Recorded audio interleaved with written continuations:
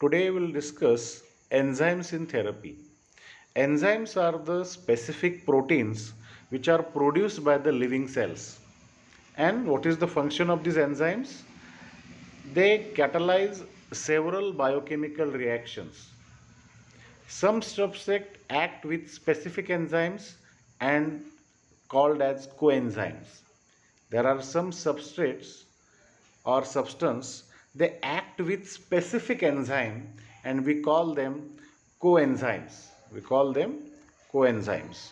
Now, which are the enzymes that are used in the therapeutics? Enzymes which are used in the therapeutics. For example, mammalian enzymes, bacterial enzymes, and plant enzymes. We commonly use the name hyaluronidase, trypsin, chymotrypsin, alpha chymotrypsin, pancreatic dornase. These are the mammalian enzymes. Then bacterial enzymes are the streptokinase, streptodornase, collagenase, serratiopeptidase, L-asparginase. These are the bacterial enzymes. And lastly, we have plant enzymes like papain. So this is how we classify enzymes which are used in the therapeutics in the clinical practice. Now in today's lecture, we'll discuss the hyaluronidase. We'll discuss the hyaluronidase, or the brand name is the Facidase 1500 international unit injection. It is available as a parenteral form, not orally. It is available parenterally. So where it is obtained from? It is obtained from the mammalian testis. Where it is obtained from? It is obtained from mammalian testis. So it is genetically designed protein. It is a genetically designed protein which is obtained from a mammalian testis. So what does it do? It depolarizes the hyaluronic acid of connective tissue. What does it do? It depolymerizes hyaluronic acid of connective tissue, and it is given subcutaneously. Which route is preferred? Subcutaneous route is preferred. Now, this hyaluronidase, what does it do? It increases the tissue permeability. It increases the tissue permeability and enhances the rate of absorption of subcutaneously administered fluid and drugs. Right? It is given along with other drugs. For what purpose? To increase the tissue permeability and enhance the rate of absorption.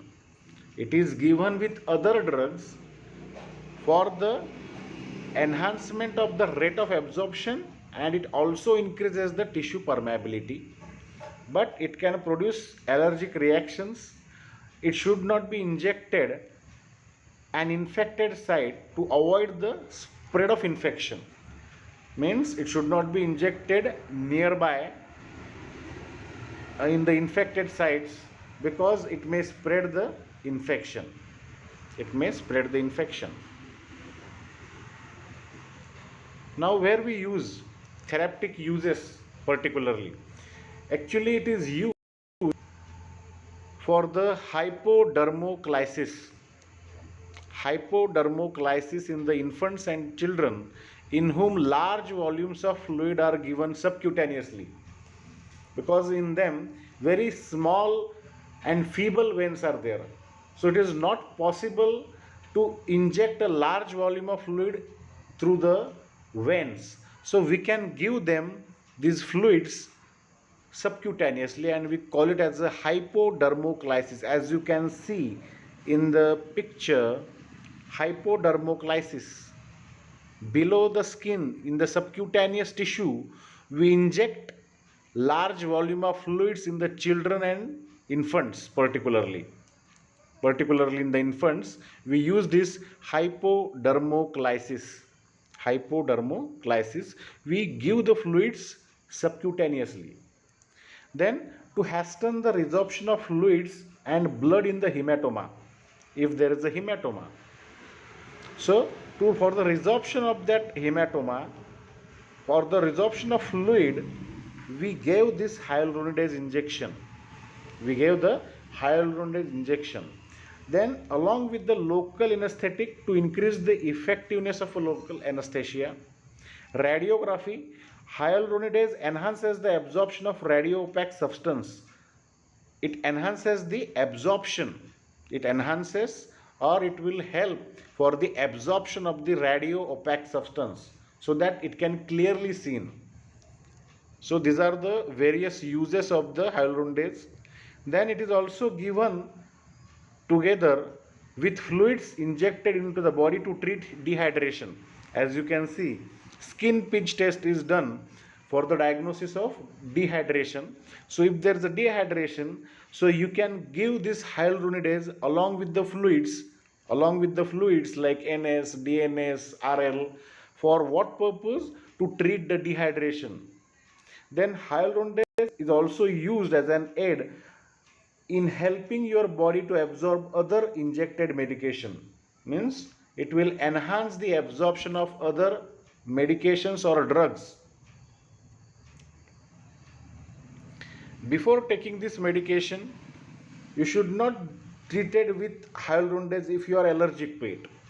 So you must perform, your doctor must perform the skin test if you are allergic to hyaluronidase before you receive the medication.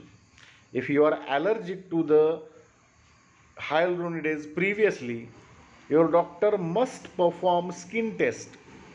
If you are allergic to hyaluronidase, before you receive the medication, you must not go for this hyaluronidase because it may create hypersensitivity reactions. Side effects, signs of allergic reactions. As I told you, hypersensitivity or allergic reactions, there is a chance of hives, difficulty in breathing, swelling of your face, lips, tongues or throat.